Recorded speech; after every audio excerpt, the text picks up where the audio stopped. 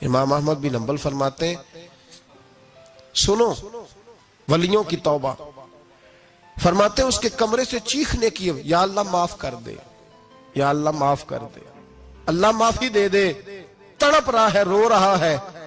اور امام احمد بن حنبل فرماتے ہیں حال یہ ہے کہ اس کے کمرے سے لے کر آسمان تک نور ہی نور پھیلا ہوا ہے، نور ہی نور، اور وہ روتا ہے یا اللہ معاف کر دے، یا اللہ معاف کر دے۔ فرماتے ہیں میں سوچنے لگا معافی کس چیز کی مانگ رہا ہے؟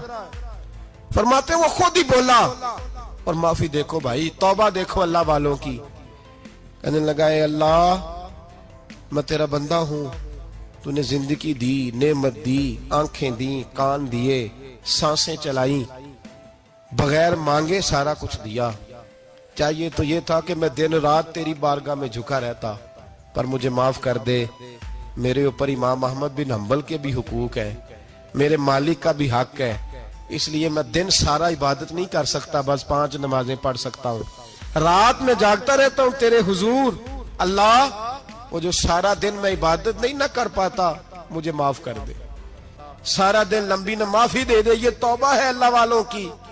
امام احمد بن حنبل فرماتے ہیں فجر کے وقت وہ میرے ساتھ مسجد گیا، میں نے اس کا چہرہ دیکھا، میں اس کو کونے میں لے گیا، میں نے کہا جا تو اللہ کی رضا کے لیے آزاد ہے، جا میں اپنے حق معاف کرتا ہوں، مکان تیرے پاس رہے گا، کھانا تجھے ملے گا، تو آزاد ہے۔ اس نے کہا حضور ہوا کیا؟ فرماتے ہیں جب میں نے کہا نا تو آزاد ہے تو کہنے لگا حضور کیا ہوا؟ فرمانے لگے رات میں نے تیری توبہ دیکھ لی ہے، توبہ دیکھ لی۔ امام صاحب فرماتے ہیں وہ پھر تڑپ کے رویا، سجدے میں سر رکھا، تو نے یہ کیا عجب کیا، مجھ کو بھی فاش کر دیا، میں ہی تو ایک راز تھا سینہ کائنات میں، میں سراپا مخزن راز تھا، میں رہا تھا مدتوں راز میں، یہ تیرا شوق دید کشاں کشاں مجھے بھی کھینچ لایا مجاز میں، اے اللہ پردہ ہی کھول دیا ہے تو نے، یہ عبادتیں، یہ توبہ، یہ ریاضتیں، یہ تیرا میرا راز تھا، اللہ تو نے پردے ہی کھول دیے، مہربانی کر مجھے پردہ پوشی عطا فرما، اللہ معاف کر دے، مجھے پردہ پوشی عطا کر۔ حضرت امام احمد بن حنبل فرماتے ہیں سجدے میں اس نے بلند آواز سے اللہ اکبر کہا، پھر وہ گرا، اس کی روح پرواز کر گئی، پرواز کر گئی، چلا گیا، رخصت ہو گیا۔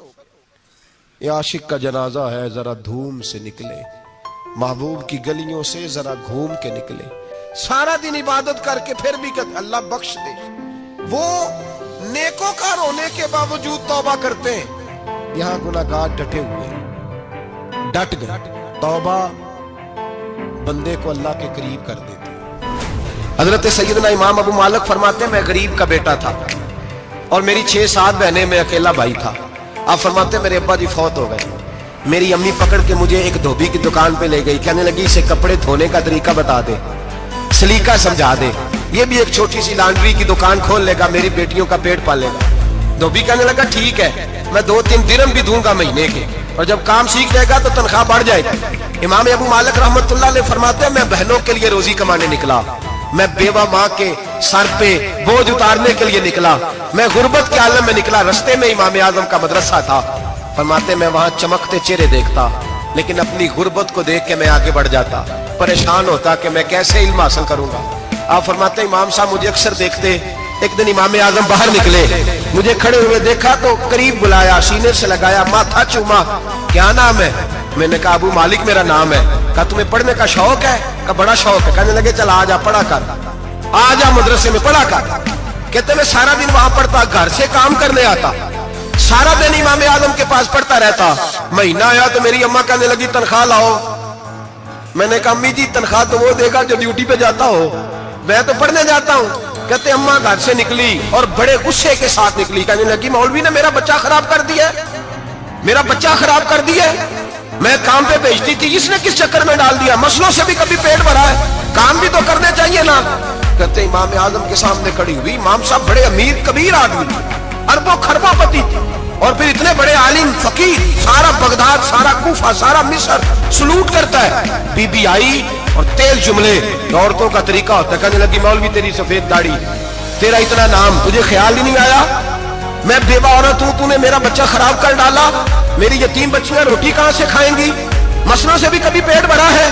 कहती इतने सख्त जुमले कहे पर कुर्बान जाओ इमाम आजम सुनते रहे और मुस्कुराते रहे। कहने लगे मेरी गलती है, मेरी गलती है, मेरी गलती है, बीबी भूल गया था, गलती हो गई। बीबी कहती तेरी इमाम साहब सुनते रहे। जब गुस्सा उतर गया तो कहने लगे अम्मा तेरा गुस्सा उतर गया है? उतर गया है। कहने लगे तेरा बेटा बड़ा नेक है, तेरा बेटा बड़ा लायक है, तू इसे पढ़ने दे। कहने लगे चुप कर बे मौलवी, ये पढ़ेगा तो मैं रोटी कहां से खाऊंगी। इमाम साहब कहने लगे मुझे बताएगी तेरे घर का खर्चा कितना है। उसने एक लफ्ज तो है 3 दिनार का, एक रवायत ऐसे भी लिखी है बुजुर्गों ने, कहने लगी 40 दिरहम है। और अम्मा कहती मैंने जानबूझ के ज्यादा बताए, हालांकि मैं कनाब का खर्चा करती थी, लेकिन जब खुला डुला करे तो वो वाला खर्चा बताया। मैंने कहा 40 दिरहम खर्चा है, तू देगा? तो कहते इमाम आजम कहने लगे अम्मा तुझे लेने नहीं आना पड़ेगा, पहली से पहले तेरे घर में पहुंच जाया करेंगे, यकम से पहले आएंगे। ओ भाइयों कहां उस्ताद मिलते हैं, कहां उस्ताद मिलते हैं। कहना आसान, बोलना आसान, सुनना आसान। 20 साल तक इमाम अबू मालिक के घर में खर्चा देते रहे, वो पढ़ते रहे। अम्मा कहने लगी तू मेरे बेटे को लगा तो लिया है तो पढ़ के बनेगा क्या। हजरत इमाम आजम फरमाने लगे बादशाहों के तख्त पर बैठकर बादशाहों के साथ खाने खाया करेगा, उनके साथ बैठ के हलवा खाएगा, वक्त आएगा तू देखेगी। कहते हैं मेरे इमाम इंतकाल कर गए, वक्त बीत गया। हारून रशीद ने मुझे बुलाया बगदाद में और कहा मैं आपको चीफ जस्टिस बनाने लगा हूं। कहते हैं मैं खुशी से सजदे करने लगा, मैं चीफ जस्टिस बना। मैंने अपनी अम्मा को खत लिखा कि अम्मा बगदाद आ जा, तेरे बेटे को अल्लाह ने बड़ी शान अता कर दी है। फरमाते हैं हारून रशीद की बीवी बड़ी औलिया की उलमा की बड़ी फरमाबरदार थी, मोहब्बत करने वाली थी। उसने हलवा बना के भेजा, खाना बना के भेजा। हारून रशीद तख्त पे बैठ के खाने लगा तो कहने लगा इमाम साहब आप भी यहीं आ जाए मेरे साथ। कहते एक कोने में वो बैठ गया, एक में मैं बैठ गया, बीच में खाना रख लिया।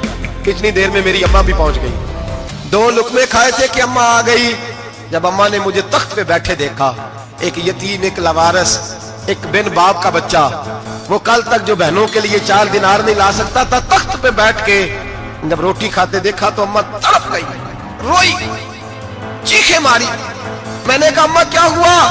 कहने लगी बेटा मुझे तेरा उस्ताद याद आ गया है, उसने कई साल पहले कहा था इसे दीन का इल्म पढ़ने दे, इसे फकीह बनने दे, ये बहुत आगे जाएगा। देख आज अल्लाह ने तुझे कितनी शान अता की है। कहा बेटा ये कमाल तेरा नहीं, ये इमाम आजम अबू हनीफा का कमाल है, ये उनका कमाल है जिन्होंने तुम्हें यहां तक पहुंचाया। कूफे का एक अमीर आदमी था, फिर गरीब हो गया। गरीब, गुर्बत बड़ी परेशानी है, बड़ी परेशानी, बड़ी आजमाइश। गरीब बेवकूफ इसलिए होता है कि उसकी जेब में पैसे नहीं होते। गरीब मजबूर इसलिए होता है कि उसके पास होता कुछ नहीं ना, तो सारी आजमाइशें इकट्ठी आ जाती। गरीब आदमी था, मेहनत मजदूरी करता लेकिन पूरी ना होती। वो कहता एक दिन गली में ककड़ी बेचने वाला आया, तो मेरी एक बेटी थी छोटी सी, बाकी बच्चे बड़े थे। छोटी जिद करने लगी, कहने लगी ककड़ी खानी है, ककड़ी। कहते मैं परेशान हो गया, दिल टूट गया। बेटी ने सवाल किया है, फरमाते मैंने सोचा किसके पास जाऊं, किसी और के पास मुझे समझ ना आया, मैं सीधा इमाम आजम के पास चला गया।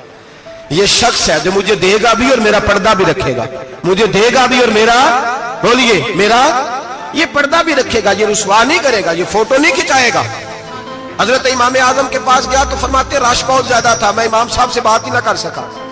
वापस आ गया, इमाम साहब ने बंदा भेजा, फरमाया पता कर ये बंदा किसी जरूरत के लिए आया था, रश की वजह से बात नहीं कर पाया। कहते वापस मेरे पीछे बंदा भेजा, वो मेरे घर तक आया, घर आके उसको हालात का पता चल गया, वापस गया। कहते हैं 3 थैलियां अशरफियों की भर के इमाम आजम लाए और खुद आए और रात के अंधेरे में आए और मुझे थैलियां दे के ना तो मेरे आगे हाथ बांध दिए। मैंने कहा हुजूर हाथ क्यों बांधते हैं। आप फरमाने लगे यार दुख इस बात का है कि तू मेरा पड़ोसी था और तेरी गुर्बत का मुझे पता ही नहीं चला, तू मेरे इलाके का था और मैंने सोचा ही नहीं, मेरा अपना था, मुझे ख्याल ही नहीं आया। और मैं माफ कर दे, मेरी शिकायत ना करना कि ये मेरी तरफ तवज्जो नहीं करता। इल्म भी था, अमल का नूर भी था, तकवे का हुस्न भी था, गरीब की मदद का जज्बा भी था। इमाम आजम अबू हनीफा रहमतुल्लाह अलैह ने सारी जिंदगी प्यार किया, मोहब्बत बांटी, इल्म, फकाहत, तकवा, रोशनी। इमाम आजम अबू हनीफा रहमतुल्लाह ताला अलैह जितने बड़े आलिम थे उतना ही बड़ा खौफ था, अल्लाह करे उतना ही बड़ा खौफ था। एक आदमी कहता मैंने इमाम साहब से मसला पूछना था, मैंने इशा की नमाज इमाम साहब के पीछे पढ़ी। कितनी लोग बातें सुनते हैं, उसका असर कितना लेते हैं। لیکن امام صاحب رحمۃ اللہ علیہ کا طریقہ کیا تھا؟ کہتے میں نے امام صاحب کے ساتھ نماز پڑھی مسجد میں تو قاری صاحب نے قرآن پڑھا، اذا زلزلت الارض زلزالها واخرجت الارض اثقالها، فرماتے ہیں آخری دو آیتیں پڑھی، فمن یعمل مثقال ذرۃ خیرا یرہ ومن یعمل مثقال ذرۃ شرا یرہ۔ اللہ فرماتے ہیں میں قیامت کے دن تیرے ذرے ذرے کا حساب کروں گا، ذرہ برابر نیکی ہوئی تو تیرے سامنے آئی، ذرہ برابر گناہ ہوا تو تیرے کس کے برابر؟ جی وہ کتنا ہوتا ہے؟ ریت کا ایک ذرہ، اس کے برابر بھی گناہ ہوا تو تیرے سامنے، یہ اللہ کہہ دیا ہے، تو ایسا انشاءاللہ ہو کے رہے گا۔ اللہ ایک دفعہ دکھائے گا، دعا فرمائے اللہ ہمیں معافی عطا فرمائے، اللہ ہم سے درگزر فرمائے، اللہ ہمیں بخشے ہوئے میں شامل فرمائے۔ یہ آیت امام صاحب نے سنی تو کہتے ہیں میں نمازی سارے چلے گئے تو امام صاحب بیٹھے اور یوں نہ اپنی داڑھی پکڑ لی، چراغ ٹمٹما رہا، کہتے ہیں داڑھی پکڑ لی اور امام صاحب بیٹھے۔ میں نے کہا کہ کسی محویت کے عالم میں ہے، سوچ میں، چلے میں تھوڑی دیر میں آتا ہوں۔ کہتے میں 2 گھنٹے کے بعد آیا تو امام صاحب ایسے بیٹھے ہیں داڑھی پکڑی ہوئی۔ میں نے کہا ٹھہر کے آتا ہوں۔ میں پھر 1-1.5 گھنٹے کے بعد گیا تو ویسے بیٹھے۔ کہتے تہجد کا وقت ہو گیا، میں مسجد میں گیا تو چراغ ٹمٹمانے لگا، ختم ہونے کے قریب آ گیا، امام صاحب بیٹھے۔ اب میں نے دیکھا کہ آنکھیں آنسوؤں سے بھری ہوئی ہیں اور اپنی داڑھی پکڑ کے کھینچ رہے ہیں اور کہتے ہیں یا اللہ تو اگر ذرے ذرے کا حساب لے گا تو ابو حنیفہ تو الجھ جائے گا، اے اللہ تو ذرے ذرے کے بارے میں پوچھے گا تو میں تو نہیں جواب دے سکتا، خدا بندہ اس طرح کر، میرے ان سفید بالوں پہ رحم کھا، اے اللہ میرے بڑھاپے پہ مہربانی فرما، مجھ سے نہ ذرے ذرے کا پوچھنا، میں بڑا کمزور ہوں، میں نہیں جواب دے سکتا، مولا مجھ سے درگزر والا معاملہ کر۔ کہتے تڑپ رہے امام صاحب۔ فجر کی اذان ہوئی تو امام صاحب نے دائیں بائیں دیکھا، میں پیچھے کھڑا تھا، میں نے کہا حضور ساری رات ہی گزر گئی، آپ ایک آیت سن کے پریشان رہے اور میں روزانہ 20 تقریریں سنتا ہوں، درجنوں حدیثیں سنتا ہوں، مجھے تو اثر نہیں ہوتا۔ آپ فرمانے لگے مجھے تیرے معاملے کا نہیں پتا، لیکن مجھے اگر تو نے دیکھ لیا ہے تو کسی کے ساتھ ذکر نہ کرنا مجھے، اور فرمانے لگا پھر تو نیک آدمی ہوگا، تجھے نہیں خیال آتا، تو میں تو جانتا ہوں من آنم کے من دانم، پتہ سارا ہے سردار نو کی دیا، میں تو جانتا ہوں نا، مجھے خبر ہے، لہٰذا میں نہیں حساب دے سکتا، تیرا نہیں مجھے پتا۔ جتنا میرے بھائی علم زیادہ اتنا خوف بھی۔ حضرت عبداللہ ابن مسعود فرماتے ہیں زیادہ باتیں کرنے والا عالم نہیں ہوتا، اللہ سے زیادہ ڈر جانے والا عالم ہوتا ہے۔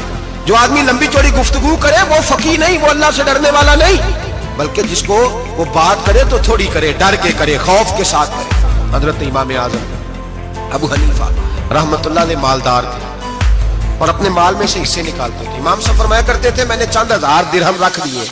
حضور کس لیے؟ فرمایا لوگوں کو قرضہ دینے کے لیے۔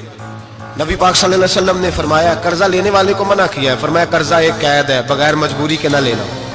اب لینے والے بھی احتیاط نہیں کرتے، فٹافٹ قرضے کے پیچھے بھاگتے، بڑی مجبوری ہو تو قرضہ لیں، فرمایا مقروض قیدی ہوتا ہے، قرضہ لینے سے بچو۔ اور دینے والے کو کیا کہا؟ فرمایا اگر سامنے والا تنگ دست ہو نا، تنگ دست، تو اسے مہلت دو، جتنی تم مہلت دو کہ اللہ اتنے پیسے روز صدقہ کرنے کا ثواب عطا فرمائے گا۔ نبی پاک نے کیا فرمایا؟ حضور نے فرمایا تجھے پتہ چل جائے کہ تنگ دست ہے تو مہلت دے، جتنے دن تو اس سے پیسے نہیں لے گا اتنے پیسے روز صدقہ کرنے کا ثواب دیا جائے، مجبور ہے کہ مہلت دینی۔ امام صاحب کہتے ہیں میں نے کچھ پیسے رکھے ہوئے تھے، پس منظر یہ تھا کہ غریب لوگ آتے ہیں تو میں ان کی مدد کروں گا۔ امام اعظم ابو حنیفہ نے ایک بندے سے پیسے لینے تھے اور حال یہ تھا کہ آپ دھوپ میں کھڑے تھے، ساتھ اس بندے کا مکان تھا، لوگوں نے کہا حضرت دیوار کے سائے میں ہو جائے، فرمانے لگے اس سے پیسے لینے ہیں، اگر سائے میں کھڑا ہوا تو سود میں شمار ہو جائے گا، میں اس سے فائدہ نہیں لے سکتا۔ ایک بندے سے قرضہ لینا تھا، وہ آپ کو دیکھ کے گلی اور دوسری گلی میں چلا گیا، رستہ بدل گیا اور چھپ گیا۔ امام صاحب رونے لگے، کہنے لگے اے اللہ میں اتنا برا ہو گیا ہوں کہ تیرے بندے مجھ سے چھپنے لگے، اس کو ڈھونڈ کے لائے، کیوں چھپتا ہے؟ کہ حضور آپ کے پیسے دینے ہیں۔ آپ نے فرمایا جا میں نے اللہ کی رضا کے لیے معاف کیے، آج کے بعد چھپنا نہ، اس لیے میں نہیں چاہتا کہ تجھے کوفت ہو، تو میری طرف دیکھ کے چھپنے لگا ہے، میری طرف دیکھ کے۔ امام اعظم ابو حنیفہ رحمۃ اللہ تعالیٰ علیہ لوگوں کو سہولت دیتے، آسانی دیتے، پیار کرتے، محبت کرتے۔